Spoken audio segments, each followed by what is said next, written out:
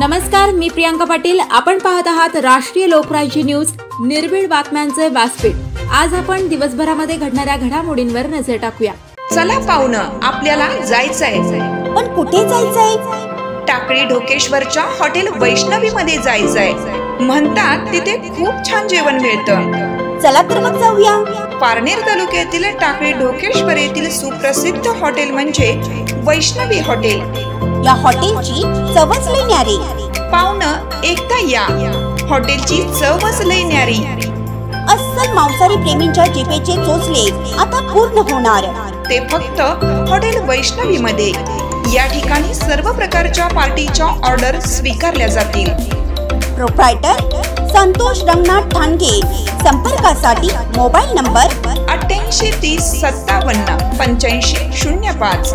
या हॉटेलचा पत्ता नगर कल्याण हायवे, पारनेर चौक, टाकळी ढोकेश्वर, तालुका पारनेर, जिल्हा अहमदनगर।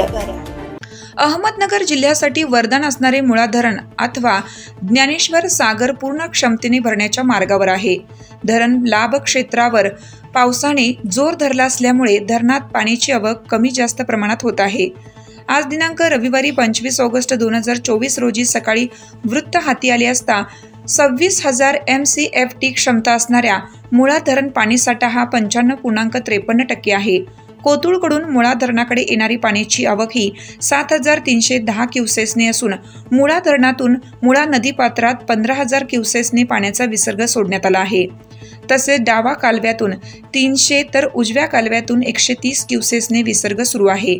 तसेच पावसाच्या सरी कोसळत आहेत, त्यामुळे पाण्याची आवक सुरू असून तांत्रिक दृष्ट्या मुळा धरण भरला आहे असे म्हणता येईल। धरण पूर्ण क्षमतेने भरण्याच्या मार्गावर असल्यामुळे शेतकरी वर्गात तसेच नागरिकांमध्ये समाधानाचं वातावरण दिसून येते।